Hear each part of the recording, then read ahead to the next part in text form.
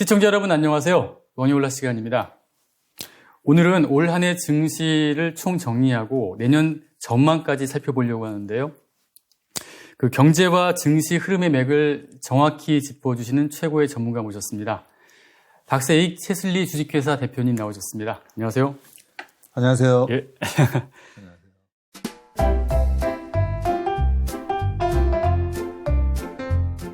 자, 우선 저희 머니올라의 1년만 성과를 담은 저희가 책 부의 설계를 이제 그 책이 나오는 출간을 했거든요. 네. 근데 이제 여기에 대표님이 이제 그동안 저희 머니올라도 많이 도와주시고 또 추천사도 여기 써주셨어요. 제가 추천사를 쓰기 위해서 예. 원고를 읽다가 예. 너무 재밌게 잘 쓰셨더라고요. 과찬이십니다. 아니요, 진짜 책 한번 나중에 읽어보시면 아시겠지만 원래 제가 늘 강조드리는 게 재밌고 유익해야 되잖아요. 아, 예. 근데 너무 어떻게 저렇게 경제 역사부터 시작해가지고 현재 주식시장의 어떤 메커니즘까지 너무 재밌게 잘 쓰셔가지고 저도 추천사를 쓰기 위해서 약간 마음의 부담을 가지고 숙제하듯이 읽다가 너무 재밌어서 그냥 다 읽어버렸어요. 네.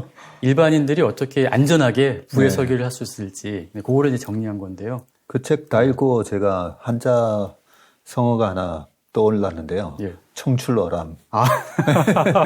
여기 나와서 하신 여러 게스트 분들의 수준을 완전히 뛰어넘으셔가지고 예, 굉장히 구성도 좋았고요. 예. 예, 다 읽고 나면 정말 책의 제목처럼 내가 앞으로 어떻게 이 부를 설계할 것인가에 대한 개념이 잡힐 것 같아서 예. 대단한 책을 쓰신 것 같습니다. 아유, 감사드립니다. 네. 그리고 저희 이제 구독자님들을 위해서 저희가 작은 이벤트를 준비했습니다.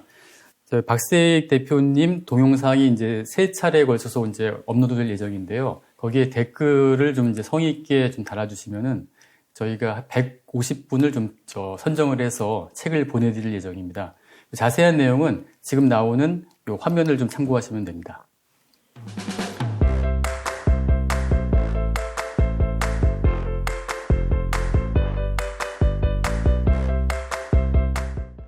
자, 이제 본 주제로 넘어가 보겠습니다. 네.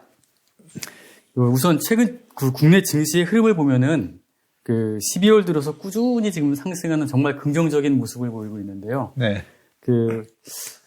어떻게 보면 참 지루했던 하락세를 끝내고 좀 이제 상승세로 완전히 전환하는 게 아닌가 그런 생각도 드는데 어떤 요인이 좀 작용한 거로 봐야 될까요? 네. 올해 들어와서 우리 개인 투자가 분들이 거의 80조를 샀습니다. 물론 이제 3천 위에서부터 너무 좀 빠르게 사셨던 분들은 좀 마음이 상하셨겠지만 그래도 어떤 믿음을 가지고 10월 달까지 계속 우리나라의 좋은 우량주들이 가격이 좋아질 때마다 꾸준히 사셨던 분들이 지금 이제 또 보상을 받는 거고요. 이제 12월 달이니까 그죠? 항상 제가 복귀를 해봐야 된다 했잖아요. 네. 작년 시장도 항상 12월 달 되면 복귀를 해보고 잘했든 못했든 해봐야 됩니다. 올해도 마찬가지입니다. 네. 올해 시장도 복귀를 해보면 간단하게 이제 올해 시장을 생각해보면 우리가 연초에 너무 조금 과열 오버슈팅이 있었던 거죠. 그렇죠?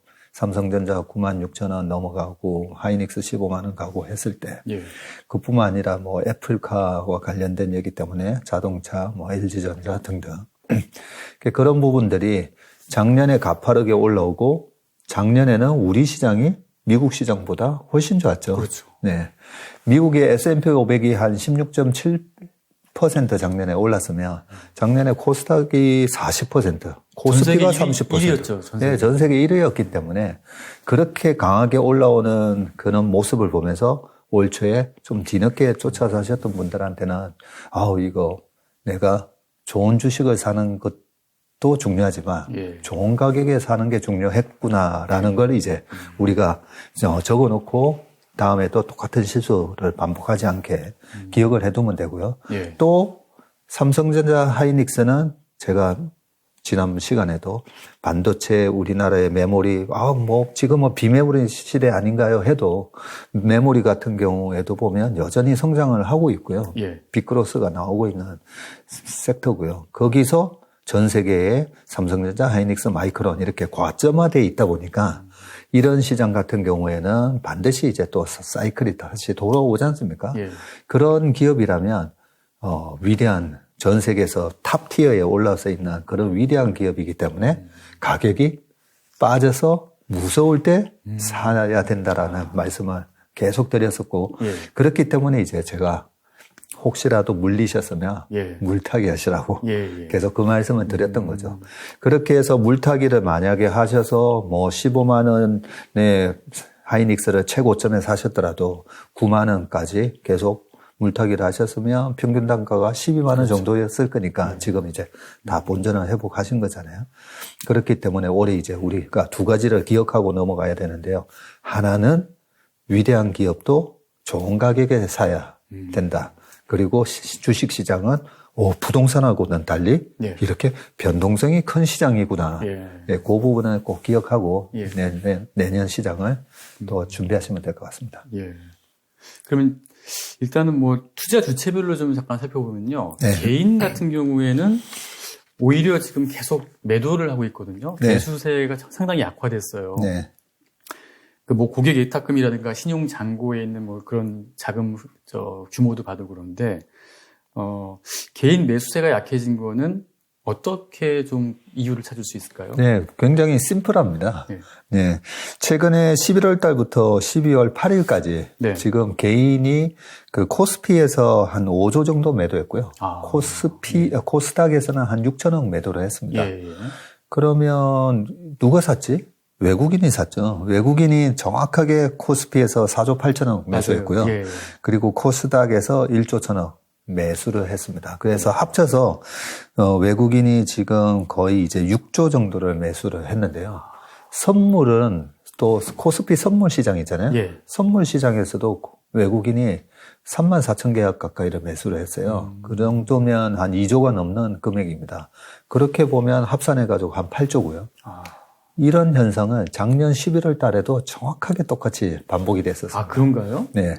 작년 10월 말에 이제 나스닥이 뭐 3% 빠지는 모습도 나왔었고, 예. 11월 3일에 있었던 바이든하고 트럼프의 대선. 그 예, 얘기하니까 맞아요. 또 제가 여기서 트럼프가 된다고 막 우겼던 그게 생각나는데요. 그 미국 대선 결과에 대한 불확실성 때문에 작년 10월 말에도 시장이 약했다가 그렇죠. 11월 달부터 랠리가 왔을 때도 정확하게 외국인이 한 8조 정도 샀었어요.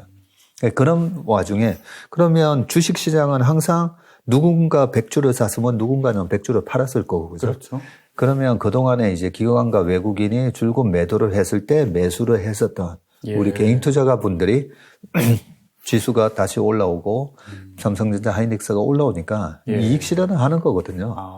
그래서 그렇기 때문에 개인의 최근 매도세가 그동안에 작년부터 올해 우리 개인 투자가 분들이 거의 150조를 샀거든요. 그러면서 주식시장을 좀 받쳐줬는데 개인 매도로 인해서 좀 시장에 수급이 꼬이는 게 아닌가 뭐 네. 이런 걱정을 하시는데 사실상 외국인이 예. 강한 매수가 작년 11월처럼 또 일어났었다는 부분이고요. 외국인은 약간 어떤 데이터를 기반으로 해서 반도체 가격이 확실하게 돈다. 뭐 이런 데이터를 가지고 매수를 하다 보니까 작년 10월 말부터 정확하게 반도체 지수가 18,000에서 한 3만 원 넘어갈 때도 외국인은 그런 데이터를 바탕으로 강한 매수를 했었거든요. 예. 최근에 보면 반도체 현물 가격이 떨어지다가 소폭이 나나 지금 반등이 들어오기 시작을 했고요. 맞아요. 예. 그런 모습 속에서 어느 정도 현물 가격이 더 이상 빠지지만 않으면 반도체 메이커들의 수익은 고정 거래 가격에 영향을 받지 않습니까? 그죠? 그렇다면, 이 정도면 우리가 우려했던 것보다는 나쁘지 않네. 이런 리포트가 최근에 나오게 되고, 그렇다면 뭐 내년에 삼성전자의 이익이 50조까지 빠질 수도 있다라고 했던 그런 좀 베어리시한 전망이, 그렇게 나쁘지는 않겠구나. 그러면서 이제 매수세가 들어오는데 그 매수세가 들어오는 이유는 가격이 또 착하니까 들어오고 외국인들하고 개인의 매매에도 좀 차이가 있습니다. 예. 외국인의 매매는 보면 일단은 외국인은 원하는 만큼 사기 위해서 뭐 이렇게 밑에 걸어놓는 매매를 안 하죠. 예, 외국계 운용사들이 주문 낼 때 보면 그냥 거래량의 30% 이내에서 물량을 5만 주 다 사줘. 이런 식으로 주문이 나오거든요. 예. 그래서 위에 호가를 잡아먹으면서 매수를 합니다. 예. 그리고 매도를 할 때도 밑에 호가에 그냥 사정없이, 인정사정 없이 매도를 하니까 외국인이 때리면 또 지수가 빠지고. 그래서 우리나라 코스피는 외국인의 매수와 매도에 따라서 지수가 왔다 갔다 하잖아요. 그게 외국인의 매매 형태가 그렇기 때문에 개인하고 외국인이 5조 팔아도 개인이 5조 사는데 왜 외국인이 팔면 주가가 빠지고 개인이 사면 주가가 안 오르느냐. 그거는 매매 형태가 개인들이 위에 쳐올리면서 사지는 않기 때문에 그런 현상이 일어나고 지금 나타나는 현상이 정확하게 외국인의 매수가 들어왔고 외국인은 매도 호가를 잡아먹으면서 매수하기 때문에 이렇게 지수가 올라갔다고 보시면 될 것 같습니다. 근데 이 대목에서 좀 궁금한 게 그러면은 외국인들도 어차피 기관일 텐데 외국계 기관일 텐데 우리나라 국내 기관들은 왜 계속 팔고 있죠? 그거는 뭐 좀 약간 좀 답답한 면이 있긴 한데. 그게 궁금해가지고. 우리 작년부터 외국인하고 기관의 매매 방향은 좀 비슷했습니다. 그죠? 방향은 비슷했었는데 실질적으로 보면 어떤 과거의 데이터나 통계적으로 봤을 때 뭐 3천 이상에서 어떤 밸류에이션이 좀 비싸 보이니까 아마 팔았겠죠. 팔았는데 우리 기관 투자가 분들은 다소 외국인 투자가에 비해서 좀 더 보수적인 것 같아요. 네, 그 부분이 좀 아쉽고요. 사실 저는 우리 기관 투자가 분들이 좀 더 공격적으로 이 3,000포인트 밑에서는 매수를 해도 된다라고 생각을 하고 있는데요. 근데 뭐 작년부터 너무 이제 좀 지수가 낮을 때 주식을 우리나라 기관 투자가들이 좀 많이 팔다 보니까 지금 사실 굉장히 대기 자금이 많습니다. 근데 팔아놓은 평균 단가가 2,600에서 700 전후다 보니까 2,900 이상에서 공격적으로 못 들어오고 있는 그런 상황이고요. 그렇지만 외국인 같은 경우에는 뭐 단가 이런 게 뭐 중요한 게 아니라 일단 이익의 모멘텀이 생기면 그냥 매수가 들어오는 형태를 보이다 보니까 조금 그런 차이점은 있는 것 같습니다. 그러면 이 추세가 일단은 좀 당분간은 좀 계속될 거라고 보시나요? 근데 꼭 그렇지는 않고요. 외국인의 매수를 제가 한번 최근에 분석을 해보면 지금 외국인의 매수가 추세 반전을 보고 마치 뭐 한국 시장이 3,500, 4,000을 가는 걸 보고 매수 들어온다라기보다는 최근에 매수한 종목들 보면 그동안에 외국인들이 이머징 마켓 코로나가 빠르게 종식이 안 되고 계속 변이 바이러스가 뭐 5번째 변이 바이러스까지 나오면서 그러면 경제가 불안하면 이머징 마켓에 대해서는 일단 중립이나 숏이고 아무래도 정부의 달러로나 유로로 전격적인 지원을 해주는 그런 선진국 시장에 대해서는 롱 포지션을 잡는 그는 롱숏 전략을 썼다고 보거든요. 그래서 뭐 전체적으로 글로벌하게 시장이 좋았음에도 불구하고 외국인은 왜 우리 시장에 계속 때렸을까? 그 유동성이 좋으면서 약간은 이런 시칼리컬 경기 민감 기업의 비중이 높잖아요, 우리나라가. 그런 경기 민감 비중이 높은 한국을 숏을 잡고 미국의 강한 소비재를 매수를 잡았다고 보거든요. 그 부분에 있어서 이제 내년부터 본격적으로 경기가 저는 회복된다라고 보고요. 그렇게 회복될 거라고 생각하기 때문에 페드가 테이퍼링도 빨리 하고 금리도 올린다라는 올려야 된다. 이런 얘기가 나온다라고 보기 때문에 경기가 돌아서면 뭐 통계적으로도 이머징 마켓의 수익률이 좋을 수밖에 없습니다.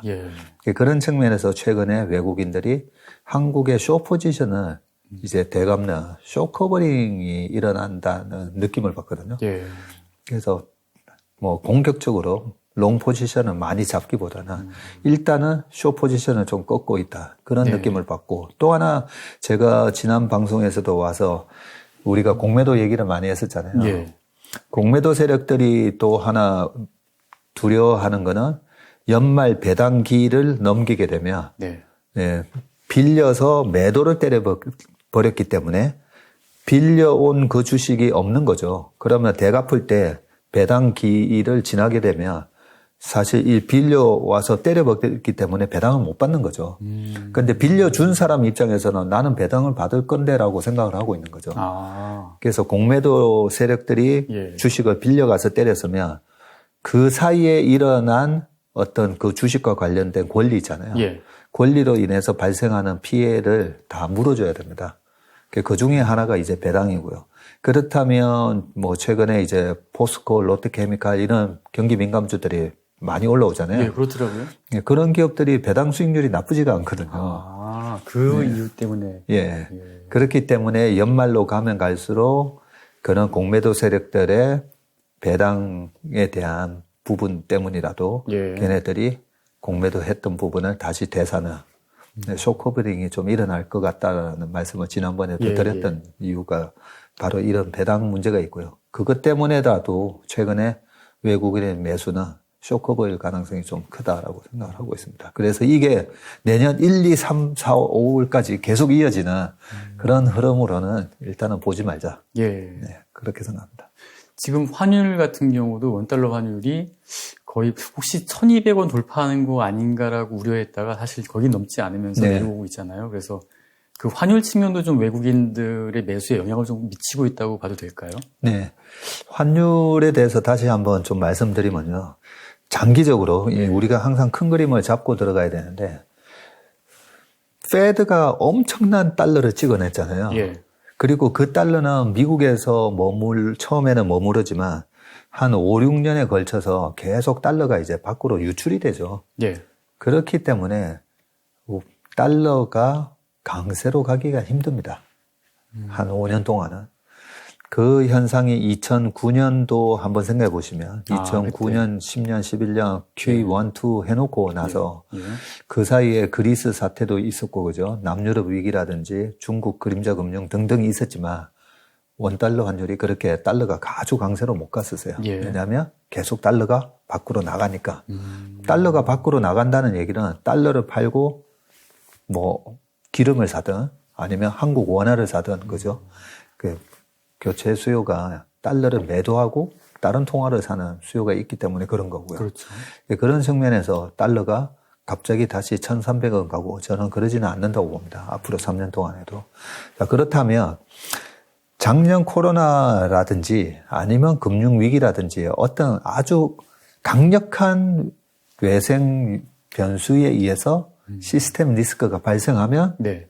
원 달러가 이제 강세로 돌아서게 되는데 그렇겠죠. 이번에 델타 변이 바이러스가 있었고 그죠? 오미크론으로 넘어오는 사이에 네. 그 변이 바이러스의 강도를 보면 바이러스도 생존을 해야 되니까 바이러스와 이제 인류의 싸움이잖아요. 예. 보면 인류가 강력한 이제 바이러스랑 백신이랑 치료제를 만들어내면 바이러스가 생존을 하려면 좀 약하게 변이를 해야 인간의 반격이 좀 이제 무뎌지겠죠. 견제를 안 받겠죠. 네. 그런 식으로 실제로 바이러스가 변이를 하더라고요. 바이러스 자체가 생존하기 위해서. 그래서 이제 코로나 바이러스, 리노 바이러스, 뭐 인플루엔자 바이러스 이런 것들이 보면 여전히 인류를 거의 종멸시킬 정도의 그런 식으로 발전하지 않고 우리 주변 일상생활에 머무는 수준으로 있다고 보거든요. 적당히 타협하는 겁니다. 네, 적당한 타협인 거죠. 그래서 델타 바이러스 때문에 2차 팬데믹, 3차 팬데믹이 왔을 때도 네. 사실 주식시장은 되게 강했었잖아요. 작년 제가 11월, 12월, 1월 달 말씀드렸었는데 그때가 2차 팬데믹이 가장 심했을 때였었거든요. 네. 그렇게 확진자 수가 늘어날 때도 보면 주식시장은 그냥 이익을 쫓아서 그냥 가버렸었잖아요. 랠리가 왔었던 그랬죠. 것처럼. 이번에도 마찬가지였다는 거죠. 오미크론이 딱 나왔을 때 저는 이번에 당연히 약하게 변이됐을 거라는 추측은 했었는데요. 혹시 제 생각이 틀릴지 모르니까 일주일 동안 계속 와칭을 했었죠. 치명률이라든지. 근데 뭐 남아프리카 쪽에서 발생을 했지만 사망자가 안 나오더라고요. 예, 그렇죠. 그래서 순해졌구나. 얘가 살아남으려고 순하게 변이했구나. 이제 바이오까지 이제 예측까지 하시네요. 네. 그런 마음을 먹고 이제 환율을 봤죠. 예. 환율을 보면서 혹시 저는 항상 제 생각이 틀릴 수도 있다라는 생각 때문에 그러면 제가 생각하지 못한 그런 시스템 리스크가 온다면 네. 반드시 주식보다 환이 먼저 반응을 합니다. 예. 그러면 1200원을 뚫게 되면 내가 잘못 봤구나 라고 생각을 하고 뭔가 예. 홍다 때문인가 아니면 이거 오미크론 때문인가 예. 좀 분석을 해보려고 했었는데 계속 환율을 보면 지수는 지난 월요일이었나요? 지수 자체가 이제 2800 초반까지 빠졌을 때 예. 환율이 되게 안정적이었잖아요. 맞아요. 예. 그냥 1790원, 1800원 이러더라고요. 그걸 보면서 그냥 대중의 공포감에 의한 투매질, 이게 시스템 리스크에 의한 그런 반응은 아니다라는 생각을 했습니다. 예. 그런 것처럼 우리가 환율은 앞으로도 점점 더 경기가 회복되면 될수록 그 글로벌하게 JP 모간이나 골드만삭스나 모건 스탠리 같은 그런 투자 은행들이 이머징 가서 돈을 벌어야 되다 보니까 네. 그러면 이제 달러를 팔고 이제 이머징 마켓에 통화로 바꾸겠죠. 그런 흐름으로 생각해 보면 외국인들은 지금 상황에서 환에서도 1190원 정도면요. 우리나라 환에서도 먹고 또 지수의 어떤 주가 상승률로도 먹을 수 있고 예. 두 가지 다 먹을 수 있다라고 생각하기 때문에 조금 더 공격적으로 이제 쇼커버링도 일어나고 네. 또 매수도 일어나고 있다라고 생각합니다. 강하게 오르는 주식들에 대해서 쫓아 살려고 할 때 좀 겁나잖아요. 예. 바닥 대비 2차전지 소재 기업들이 바닥 대비 지금 10배가 넘게 올랐으니까. 예. 겁나는데 그럴 때마다 꼭 체크하셔야 되는 게